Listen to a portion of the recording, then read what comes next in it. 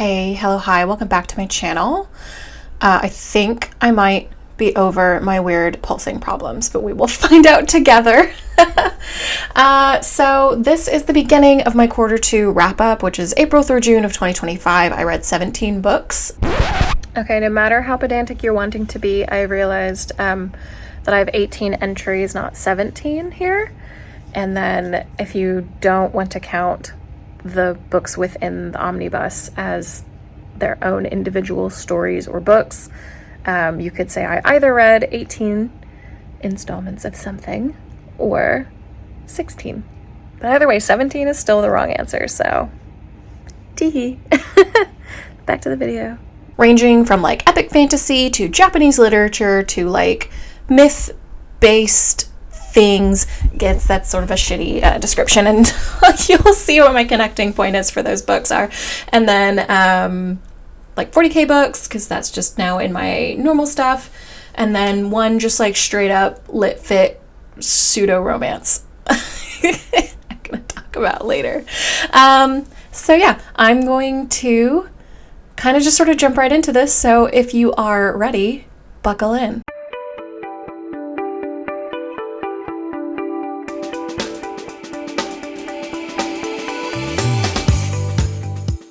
Okay, so the first section of the books that I'm going to be talking about are the books of the Cosmere. So for those who are not familiar or didn't watch my previous video, which I very much encourage you to go watch my previous video, the Cosmere is basically Brandon Sanderson's primarily fantasy-based universe.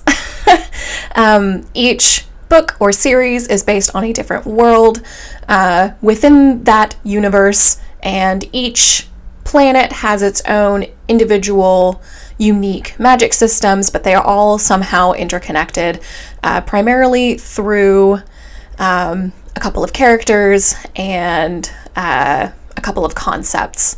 I'm not super deep into the Cosmere, which is to say I think I've only read about, 12 or 13 books, and there's a lot of them. I'm only partway through the third book in the Stormlight archives, which is Oathbreaker. It's this one. It's that one. That's the one I'm reading right now. And it's a doozy. It's a big book, so you'll kind of notice, well, I guess you won't, because I'm not doing this one in order of how I read them, but I only read one book in June, and that was Words of Radiance, because it's a big book. It just took me forever to get through. I'm reading another book at the same time, but like I'm just not as interested in it. And I'll get to that a little bit later also, because it is related to what I have read in this quarter. So, first one, Hero of Ages. Hero of Ages is the third book in the first era of the trilogy of not trilogies anymore, called the Mistborn saga. So Hero of Ages is book 3 of Era 1. We are watching as Vin and her cohorts basically deal with the world ending. I really enjoyed it, like I've enjoyed all of the other Mistborn series. I do very much suggest that if you're interested in hopping into the Cosmere and you like serial novels, to go start with Mistborn. It's just a really good, strong start. The magic system is really interesting. It's called allomancy, and there's also feruchemy. Allomancy is basically the burning of specific metals. There are 10 known metals, and then a mysterious 11th one, and possibly more, question mark. But each of these metals, whenever they're burned by an allomancer, which is someone who can control all of the metals, gives them a different type of power. So for example, pewter basically just enhances what people have. So if they are strong, they're like extremely strong. If they were weak, they're at least stronger. If they were a fast runner, they're extremely fast. If they were a slow runner, they're at least faster. It also helps dealing with being hurt, because it's harder to hurt them because they have been amplified, essentially. And then there's several more. And then feruchemy has to do also with metals, but instead of burning them, they're utilized as like these little outward physical, like usually in the form of bracers or rings, physical stores of someone's power, a feruchemist's power, so he can have a pewter bracer on that he can tap into, but he can only tap into it if he himself, internally, like himself, puts some of that, whatever that enhancement is, into the item. So he will make himself weaker for a period of time to store up that strength into the bracer, and then be able to tap into the bracer later and make himself considerably stronger, etc. I don't want to spoil it because it is book 3 and therefore the end of that era, but I do remember feeling like it was a very satisfying ending. Not necessarily the ending that I had been expecting, actually not by a long shot. It really wasn't what I was expecting, but I'm kind of like 0 for 10 or like 2 for 10 on guessing how things are going to go when it comes to like the Sanderlanches and the twists that he likes to throw in. But yeah, I really enjoyed it, so I gave that one a 5. The next one I read was the 11th Metal. I know that some people suggest reading the 11th Metal prior to this point. It's basically giving a very short vignette, short story of like Kelsier and how he trained to become who he became. It was originally written to introduce some of his friends, Sanderson's friends, to the universe that he had been creating in order to play a tabletop game about, like, set in that universe. So it gives some good descriptions for someone who doesn't know anything about the series. However, I will say I don't think you should read it before you read Mistborn altogether, maybe after Mistborn 1, which is called The Final Empire. But I don't know. I thought it was fine because it gave me like a little flashback moment, and I got to be like, oh, these characters that I love that I'm not going to interact with anymore, because the next era is set in the future from the first era. That's why they're called eras. And you're not following the same characters by any means because it's like way in the future. So I gave that one a 4 out of 5, mostly because it really was just flavor text. It really isn't necessary to the understanding or experience of the Cosmere or even the Mistborn series as a whole. I just thought it was fun, and it was very, very short. The third one is the Secret History. So Secret History is one that you should not read before you read the first era of Mistborn, and some people even suggest not reading it until after Allomancer Jack, which is the first book of the second era, I believe. I haven't started reading it because I'm really stuck in my like traditional borderline pseudo-medieval fantasy world settings. That's just my preference. I like to read that, and the second era is sort of like a magical cowboy setting.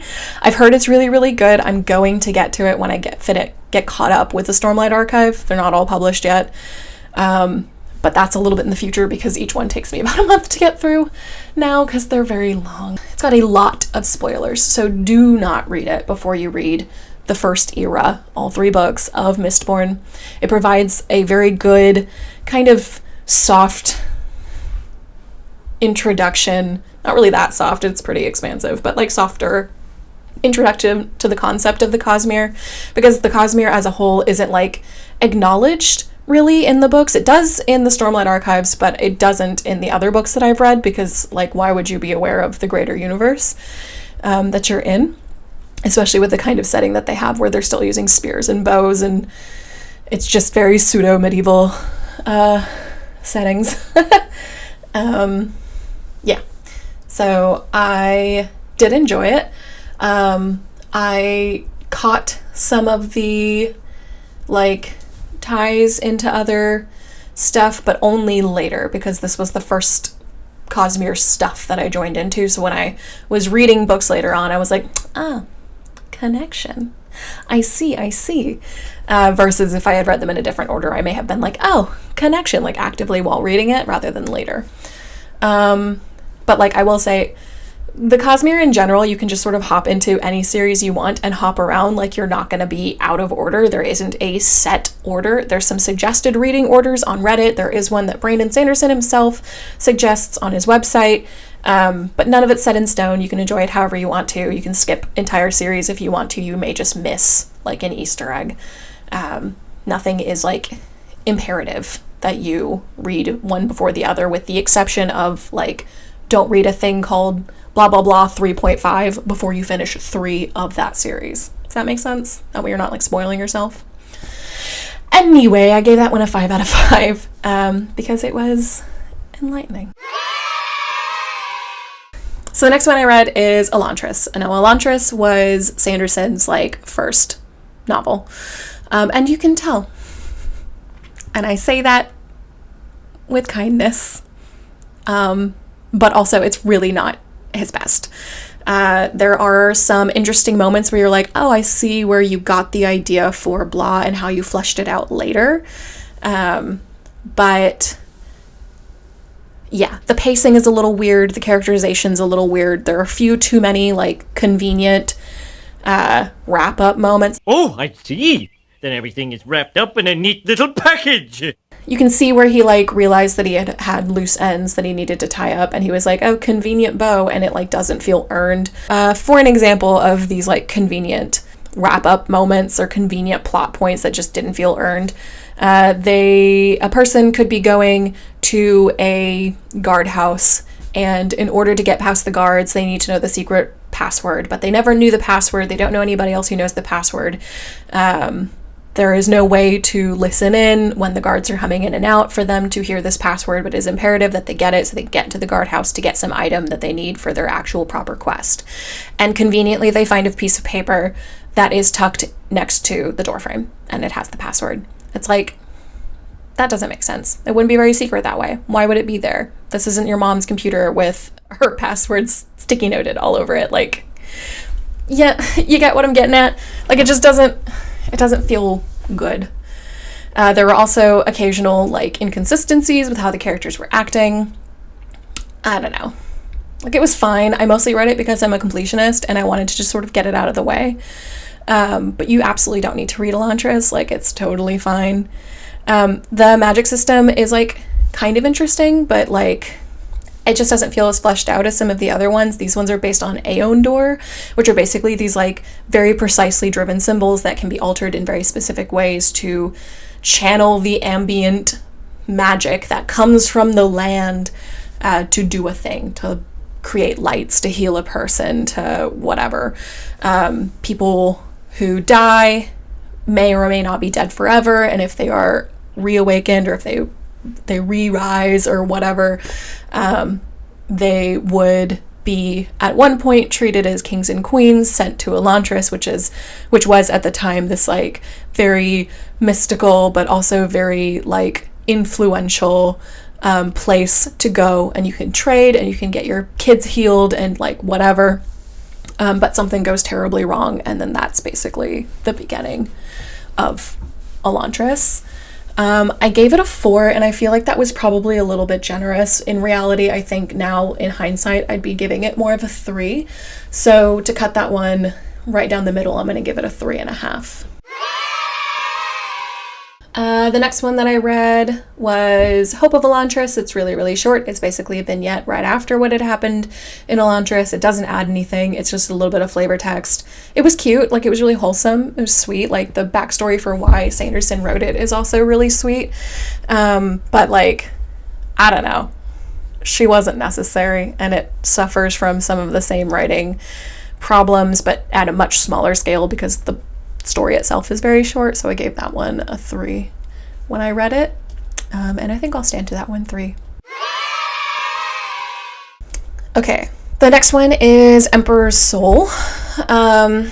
So essentially the whole concept is you're following this girl who is particularly talented at forging soul stamps. The magic system for this one's pretty interesting. They're able to carve a stamp that infuses that stamp with an item or a person's history, and then whatever she stamps with that special stamp then inherits that history. So I found a really good description, really simplified description of the magic system on Reddit from Fiery X Joe. And he says this one's a bit weirder and more abstract. If Shai can understand an object's history well enough, she can carve a stamp that describes a new, similar, plausible history for the object, and it will actually change the object to match that new history by stamping it. The more plausible the history and the smaller the tweak, the longer the changes will last. So if there's a broken chair in her room, she can rewrite its history so that someone got around to repairing it a few months ago, and it will become a repaired version. She also notes that the chair itself wants to be repaired and not broken, so the change is even more likely to last as opposed to the opposite.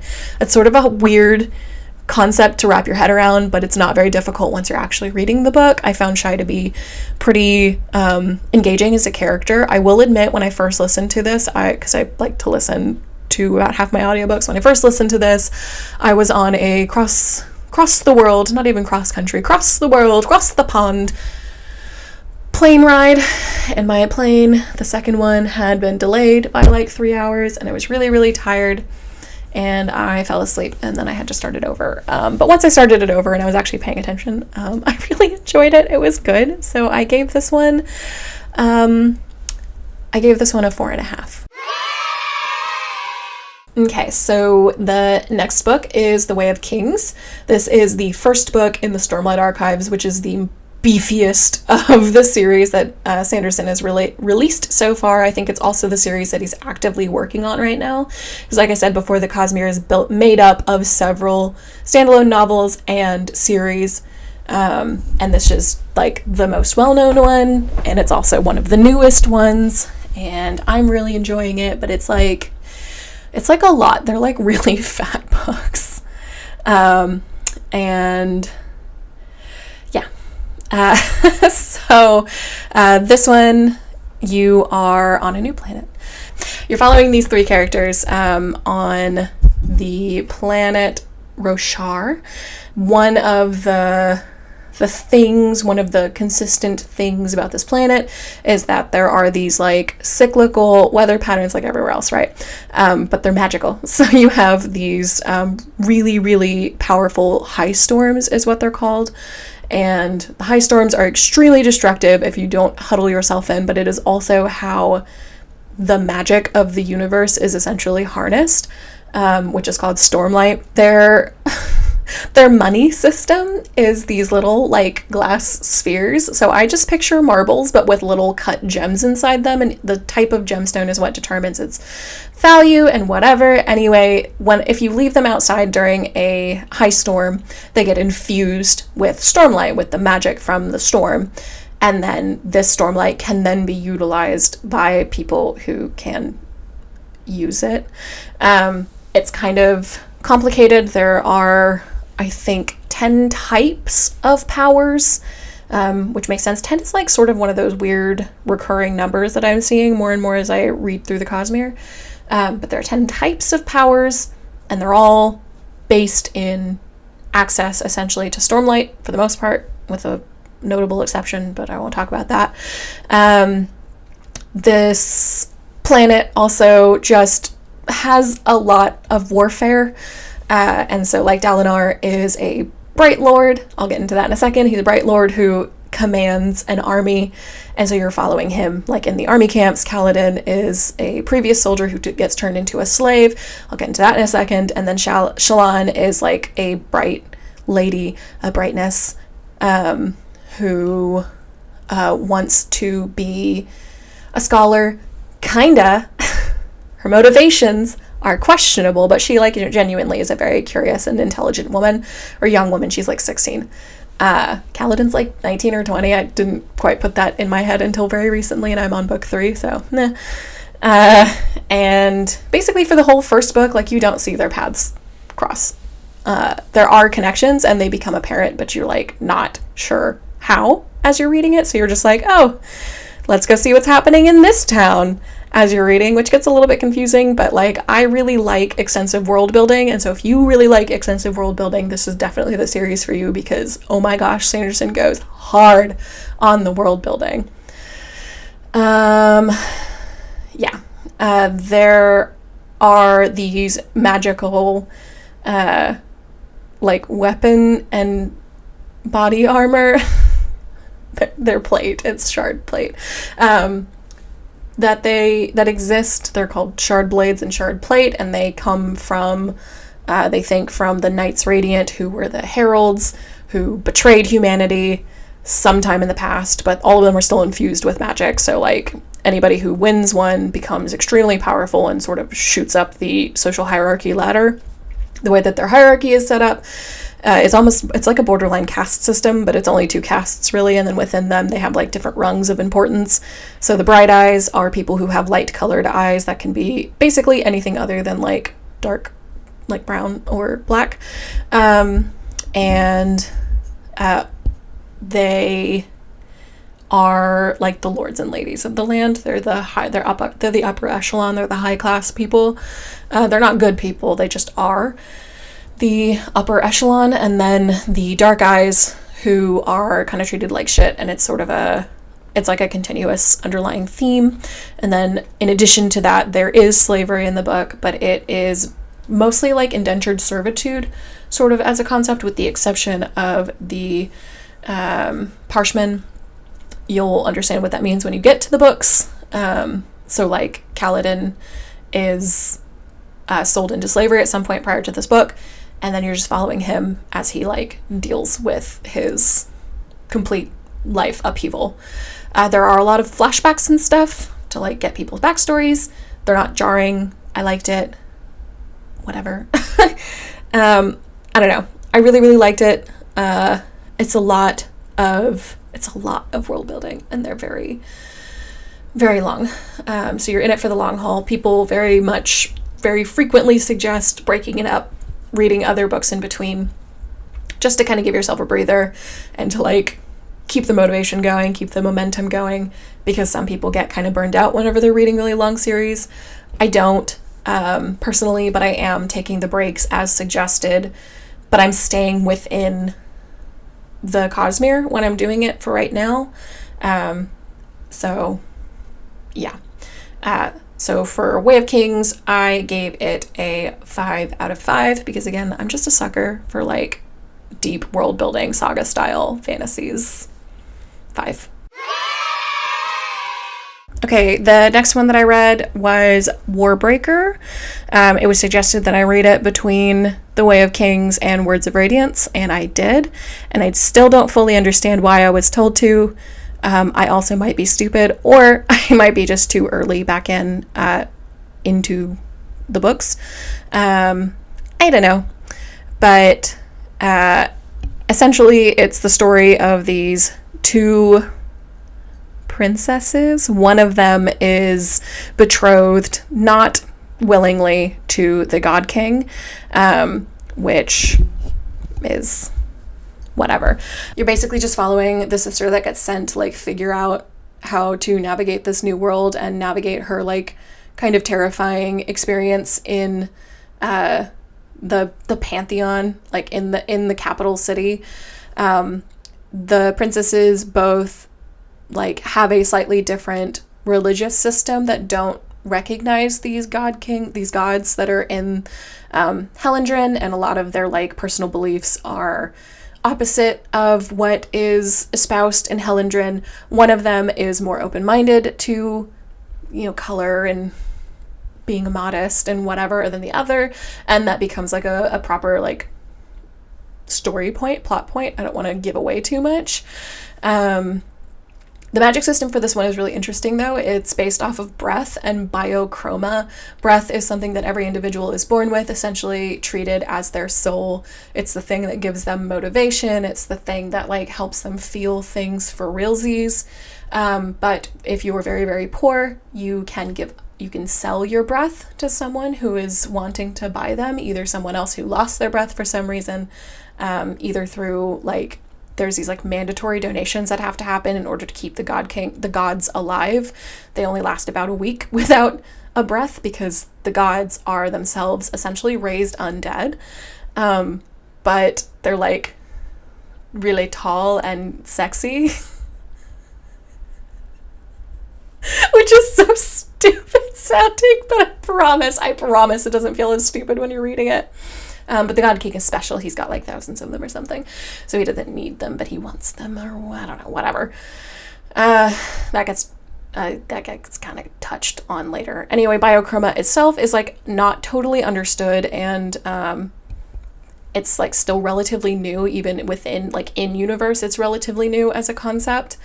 But the more breaths that you have, that you collect, and it has to be given willingly. So the person who's selling their breath or the person who's giving their breath has to give it to you. You can't steal someone's breath.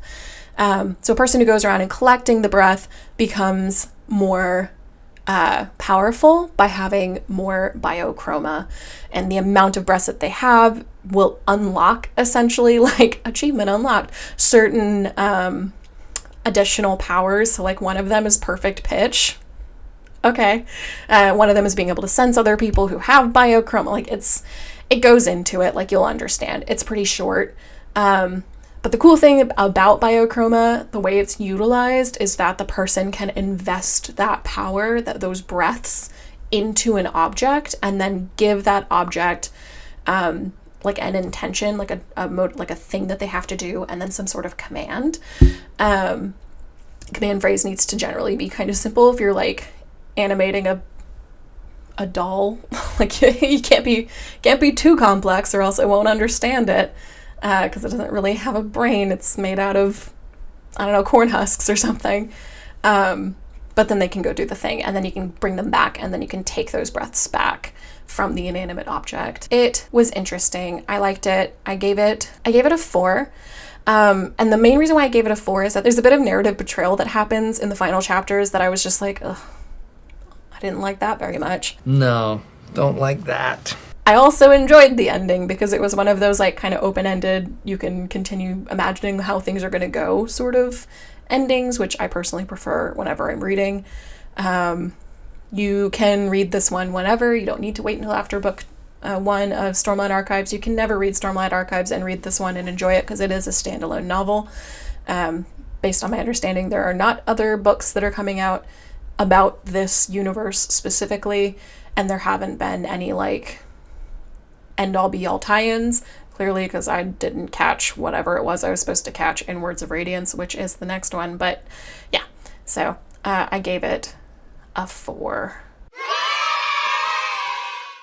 Okay, and then the last one of the Cosmere that I read during this period was Words of Radiance. This is book 2 in the Stormlight Archive. You are, again, following those primary 3, Kaladin, Shallan, and Dalinar.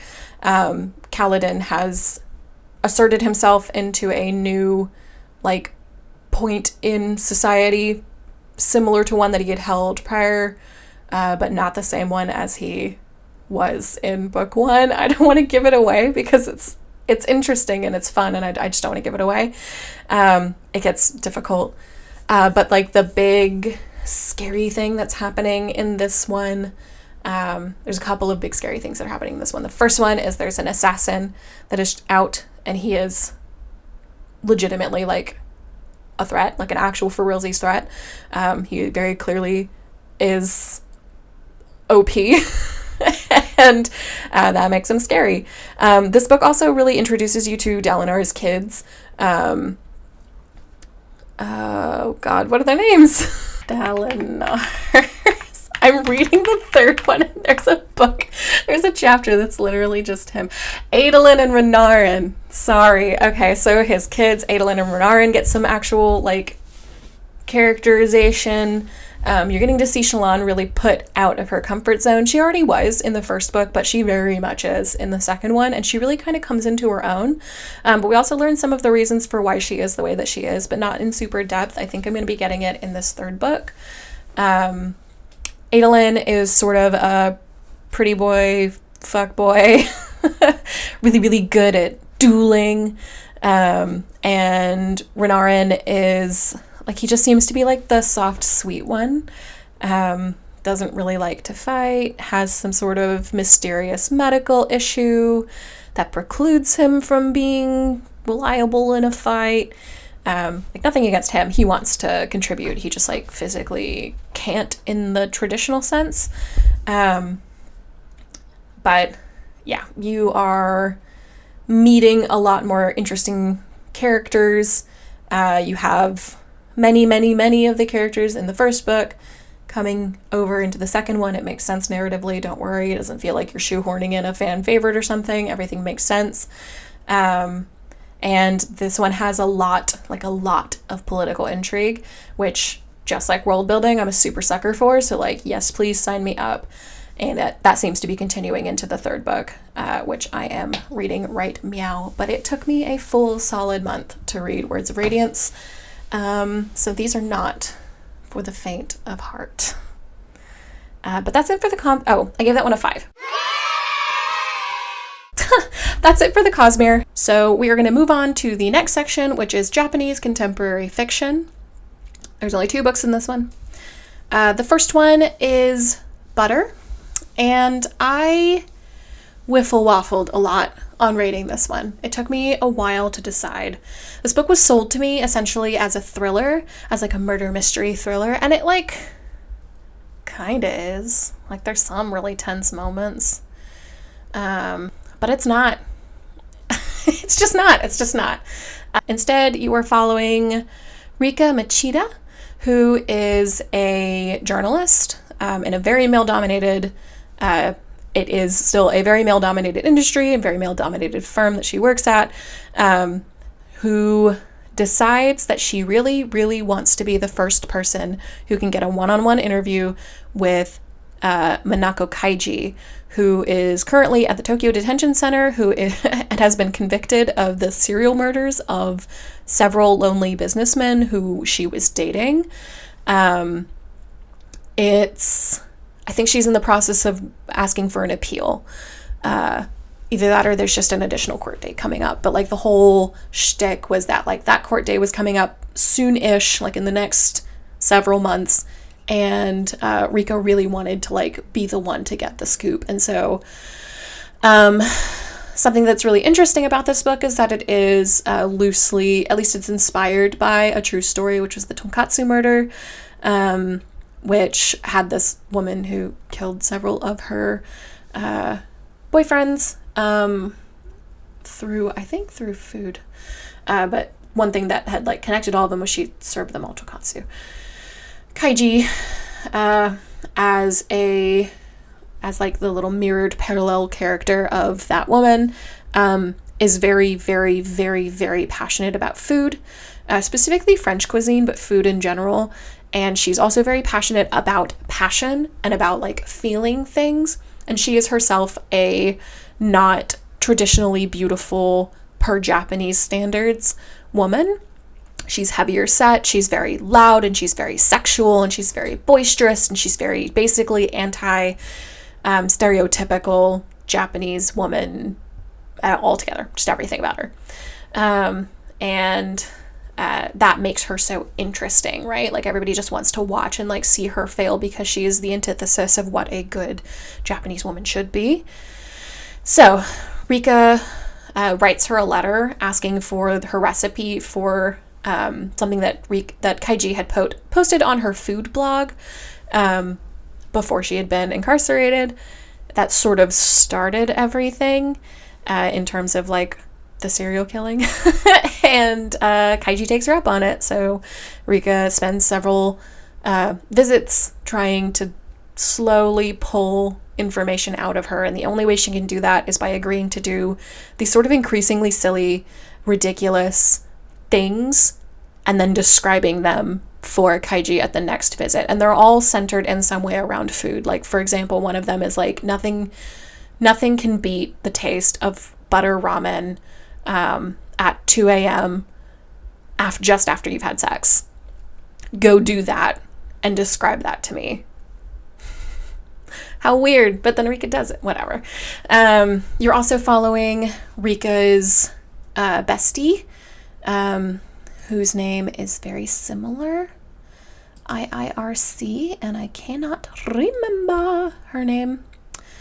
Apologize, her name is, it's there. I got nothing on a name. Come on, baby, what's the name? That's her name. It's on the screen. Sorry, it's been a minute since I finished this one. It leads to some really interesting conversations about like women in the workplace, women's relationship with food and sexuality and body image and pleasure and maintaining and creating friendships, family building, family maintenance. Like, there's a lot of really good topics that are really, they're pretty well, like, they're not like delved into. There's not an answer, but there really isn't an answer. But the questions are asked with information to like show us how these characters think and feel about these particular topics, which are very important topics.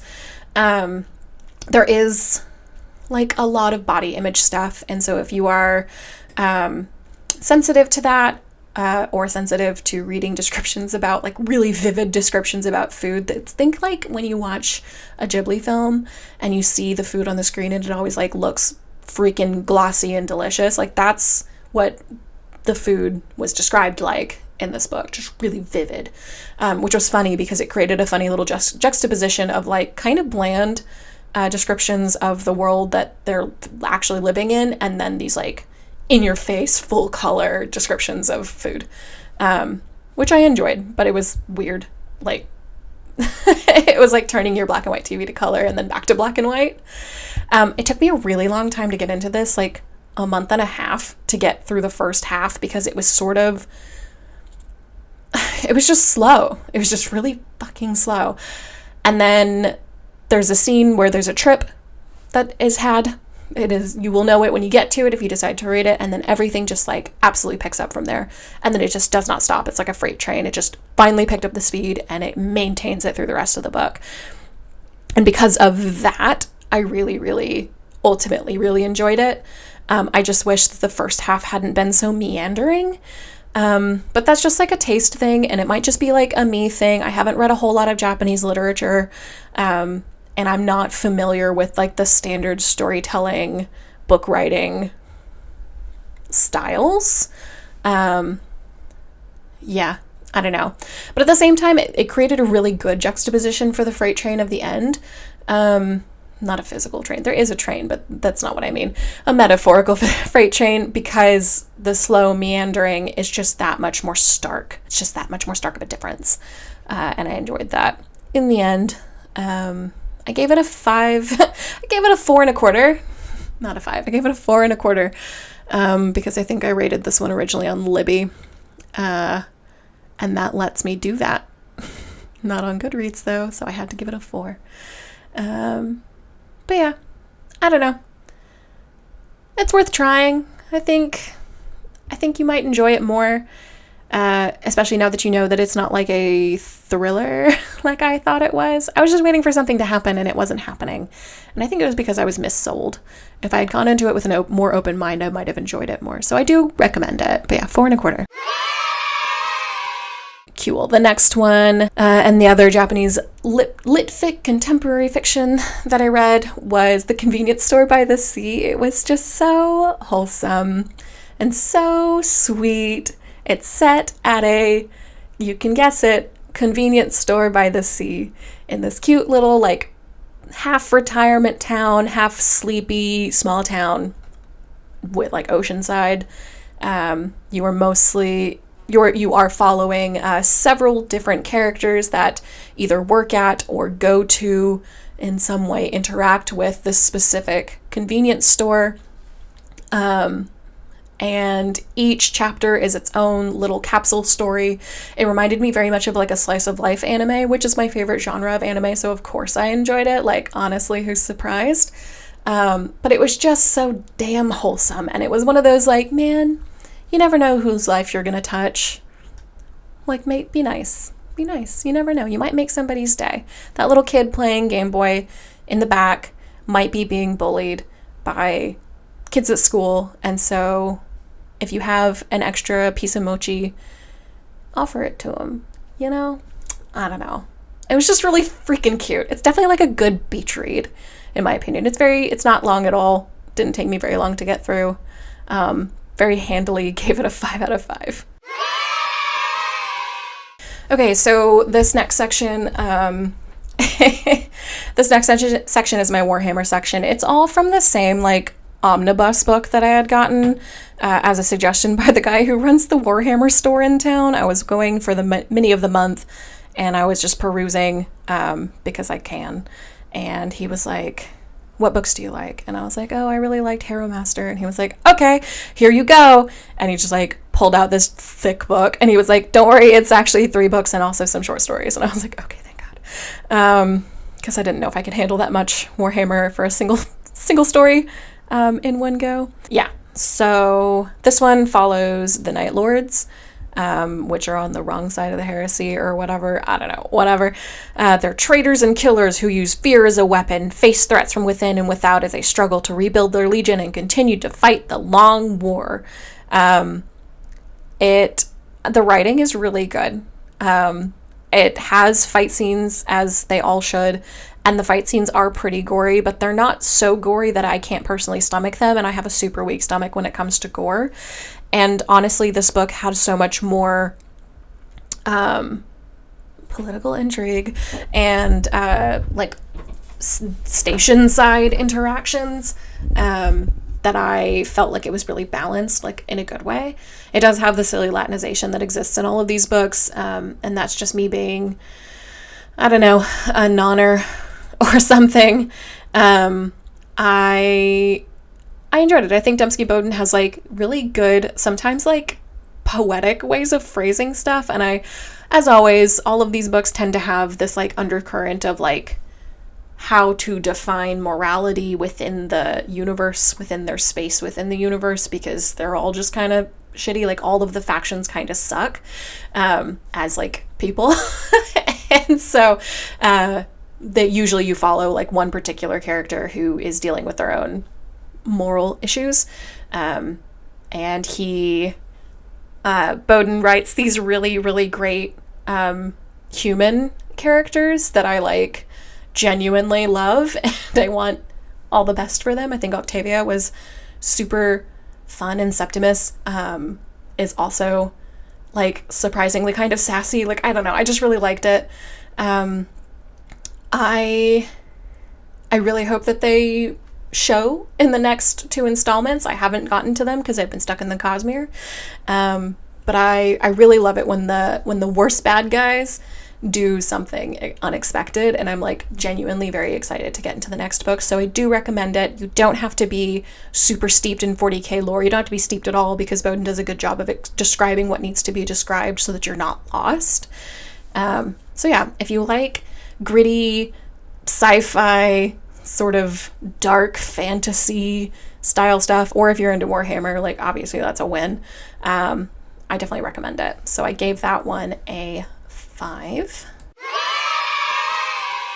And then the next 2 were just little short stories that were in the book. So one is called Throne of Lies. Yeah, the warband of the Exalted, traveling aboard the Covenant of Blood, are recovering from the events at Cryth Primus, but their dark crusade against the loyal Imperial forces continues, and they will leave a trail of blood and terror behind them. I give this one a 3. Mostly because it was a vignette and it didn't add anything to the story, and I feel like I could have skipped it and I would have been just fine. I gave a little bit of insight into the motivation of the Night Lords, but because it was so dang short, there just wasn't enough of anything for me. So it was fine. I give it a 3. Meh. And then the last one is going to be Shadow Knight, which is supposed to be read before, and I did read it before, Soul Hunter. It's Night Lords Point 5. So it's a prequel, and you are basically following Talos and his fellow warriors of the First Claw during a salvage mission on board a derelict Imperial ship. They encounter the Blood Angels, and this one is pretty action-packed. I enjoyed it. It did actually give some like useful pre-reading. It gave I called it a teaser taster into the world of Talos and the Night Lords trilogy. Starting off strong, the reader gets a taste of what's to come, ... That was my review. Very short. So I wasn't feeling super strong about it, if you can tell. But it was good. It was a good little like, hey, how you doing? Before actually getting into Soul Hunter. So especially if you're buying the Omnibus, like, go ahead and read it. It's not gonna hurt you. You know, it's short, whatever. Or you can jump straight in. You don't need to read the teaser taster.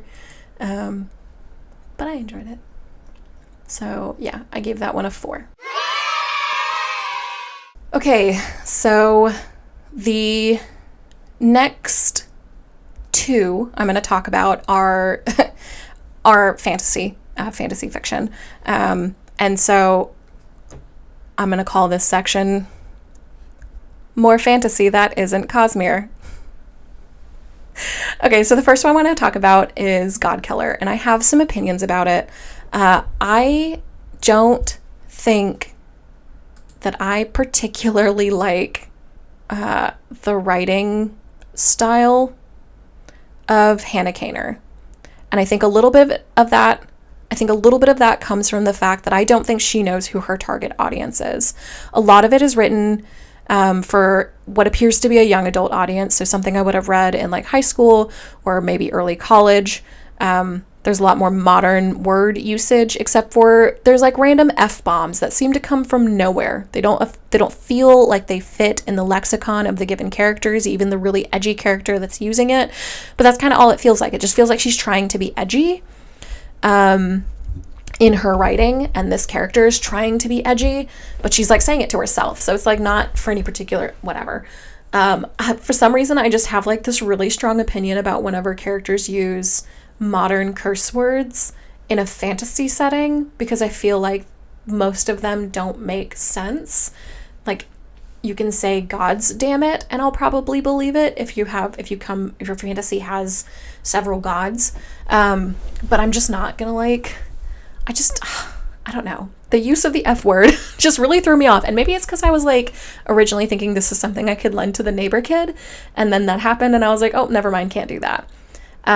But it oscillates in who it seems to be the target audience. Are you trying to write for 20-something and 30-somethings because there's a really spicy scene that makes me think maybe? Or are you writing for kids, or like, at least older teenagers, because a lot of the prose and pacing and story beats fit that? Just wasn't my favorite. But I did really, really like the first chapter, and I really, really liked the final chapter. So like as a result, I don't hate it. I was just getting in between. It was one of those, like, most of the story is taking place while traveling, which usually I don't have a problem when it's like book 3 in a series that is longer than 3 books, but book 1 being like, all right, travel song, sing a song, yeah, a travel song if you gotta go somewhere. Like, I don't, blah. So the basic, I did this out of order. The basic story is that you are following primarily Kissen, who is a girl who was orphaned at a very young age after a particularly heinous god tithe was attempted to be given by fellow villagers to a very angry god of fire. There are several gods in this universe. All of the gods are manifestations of human desires or wishes or whatever made true, as well as like forces of nature that are referred to as the old gods or the wild gods.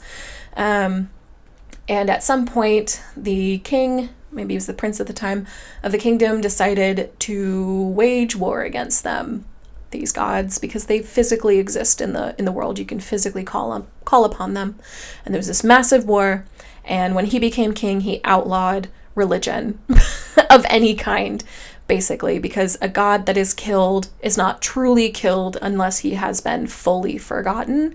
If even one person still believes in that god, then that god can still exist and then over time gain power and return. And if it's a vindictive kind, then it's going to attack humanity, because of course it would, because humanity tried to fight them and killed them the first time, like, surprise, surprise. And so as part of outlawing these gods, he has basically #blessed, pun not intended, these like god bounty hunters go around and find these random hangers-on and take some out, and Kissen is one of those. So you're following her, and she ends up stumbling upon this little girl who is somehow tied to the god of white lies, Skedi, which makes me think of Paschetti. Or spaghetti. Every time I read it, sketty. I want some sketty tonight. Yeah, I don't know. I'm not super... I don't know. I don't think I recommend this. I don't think I recommend this book. I gave it a 4, and I think I was feeling particularly generous when I was rating it originally because I really enjoyed the ending. It had a really, really strong, good hook, and I wanted to read the second one. And now that I'm halfway through the second one, I am once again reminded why I didn't super like the first. And I'm sure that the final chapter is going to be baller, and I'm going to want to read the third one. But I'm very seriously considering DNFing it. This just isn't my bag, and don't at me. If you like it, that's awesome. I'm not one of them. So, yeah, I'm going to call it a 3. Meh. Okay. The next one, however, on a better note, is The Raven Scholar, which is another modernly written fantasy book. And I will say, so I do have to acknowledge that like modern fantasy just has a different vibe to it than what I'm used to reading. I feel like Sanderson really captures the like old fantasy style without using old fantasy phrasing. And other fantasy authors are primarily using this kind of vibe that is just more modern, and there's nothing wrong with that. It's very approachable. It just feels different, and this is one of those ones that just kind of hits different. So this one is set in the Empire of Orun. There are every 24 years, the kingdom has a new king or queen, a new ruler. And that is determined through some ridiculous tournament. This book is primarily a tournament, but it is also a murder mystery. But actually, I really enjoyed it. There was also something really refreshing about the characters. They're all in like their 30s, which I have personally yet to read, other than like The Magicians when you fast forwarded past high school for them. And there's just something about having your hero being like, oof, ouch, my back, I slept wrong. It's like, oh man, shoot, me too. Oof, ouch, my back. Like, it's very relatable for me as a person in my 30s, you know? But yeah, it's really fun. Some people don't like it because it's... I saw a review at one point that was like, I didn't know I was going to be reading academia fantasy, and I was like, I don't know what you were thinking if you read the description, but it's okay. The primary hero is a high scholar. Of course she's going to approach things from a scholarly standpoint. It's in the description. But she's not like annoying. She is idiosyncratic. She's a little weird, but she's not annoying. I'm also just like a total book nerd, obviously. But like I also read a bunch of nonfiction stuff too. And I do a lot of research on my own time, and my primary focus is European history. So like, I don't know, I'm here for a girl who has a pet project that decides to like go full tilt into it, and she does. It was a lot of fun.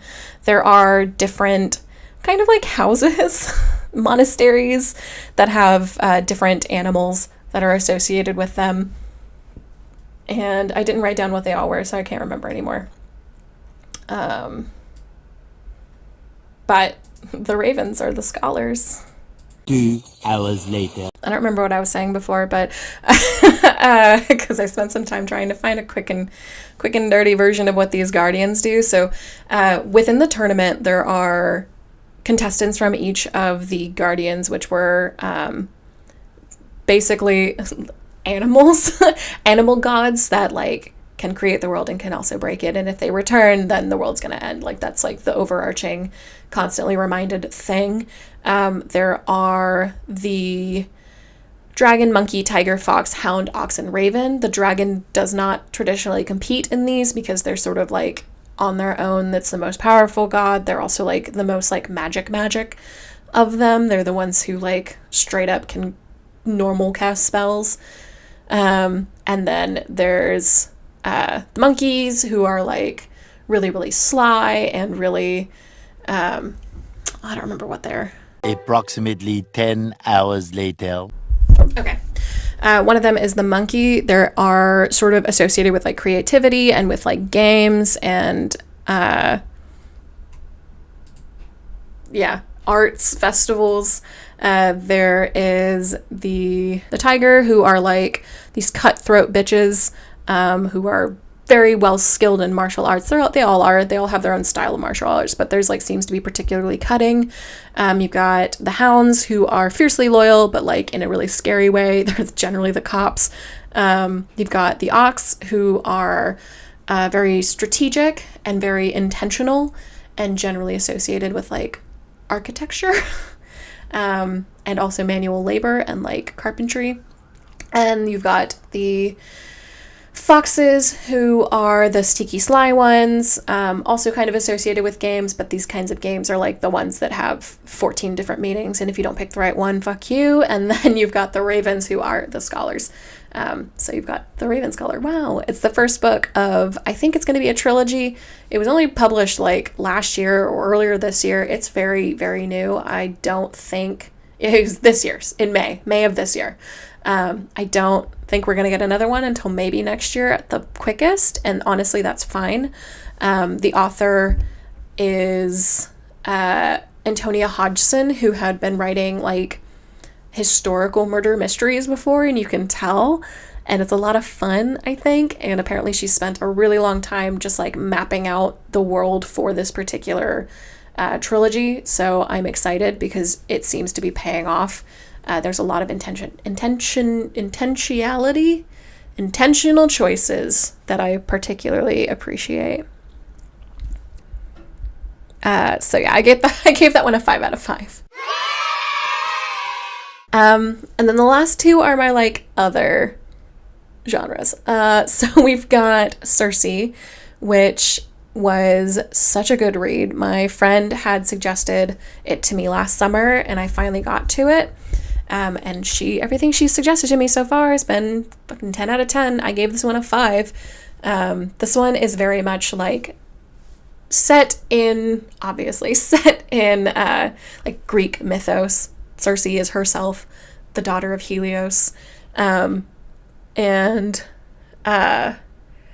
it's like kind of brutal, and it's very much the story of a woman several times scorned, and like, don't underestimate someone, especially someone with god powers, like, or at least with god blood.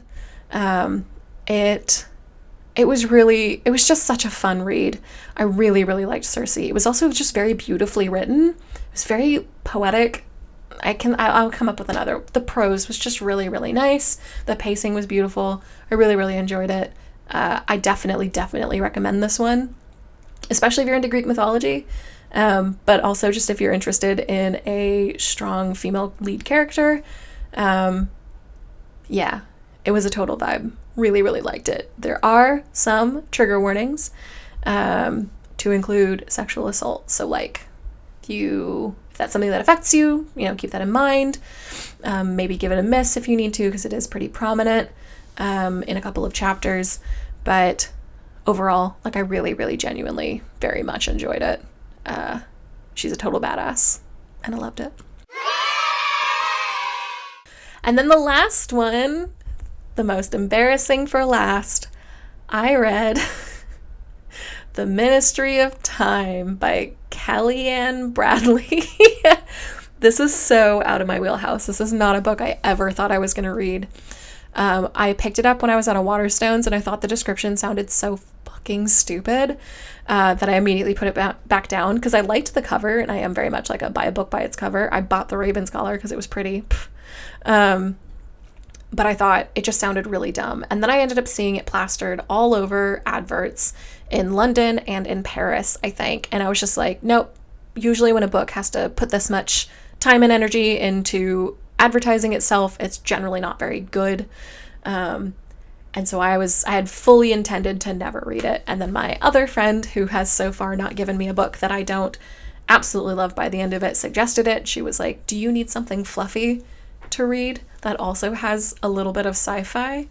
And I was like, maybe. And she was like, it's a slow burn and it's not very spicy. And I was like, all right, sign me up. So I got it, picked it up, decided to read it, and I loved it. I thought it was so fun.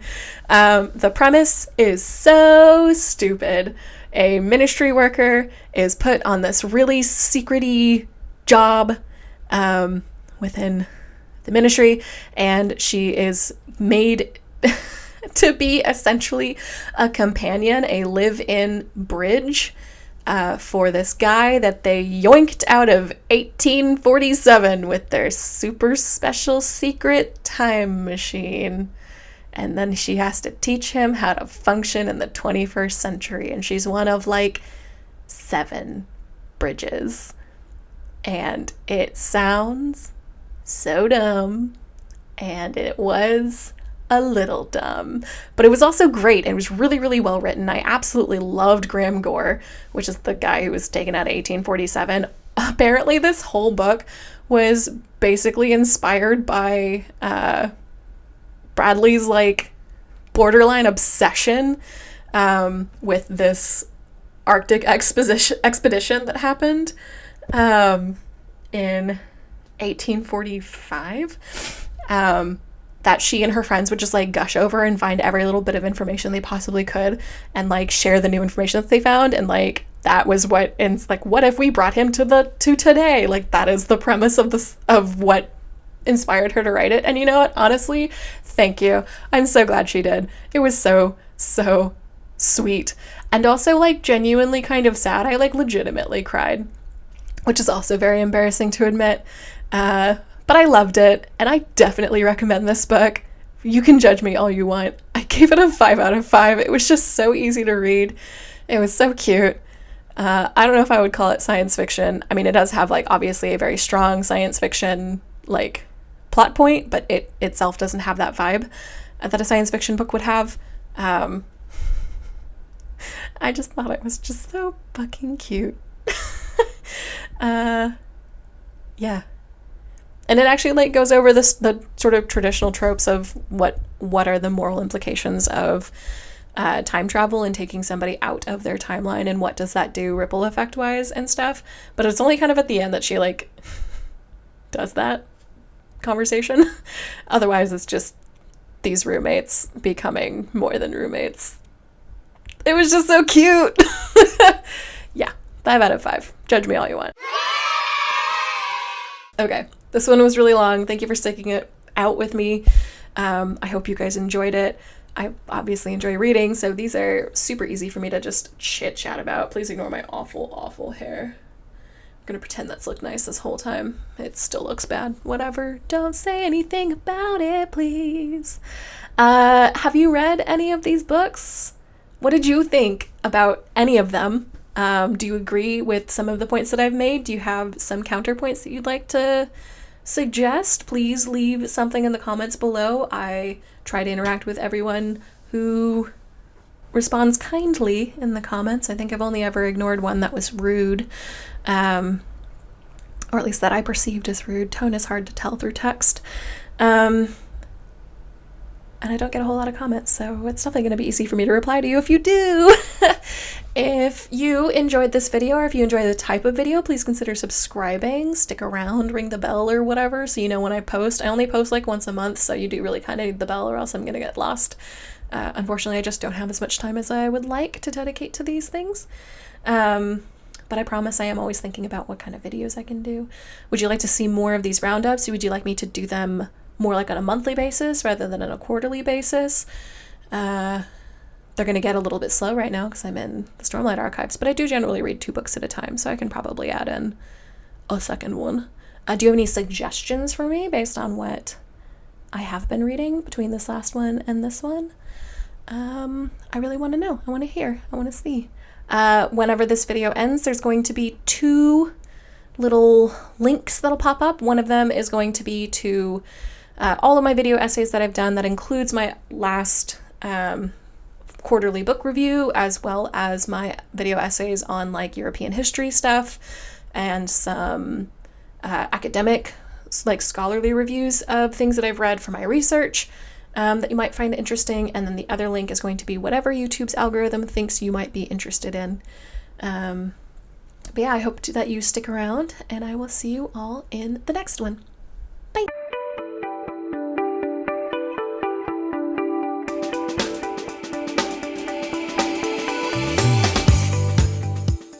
Elantris is saying, there's a fly in my room and it's driving me crazy. Oh my god, it just flew past my face.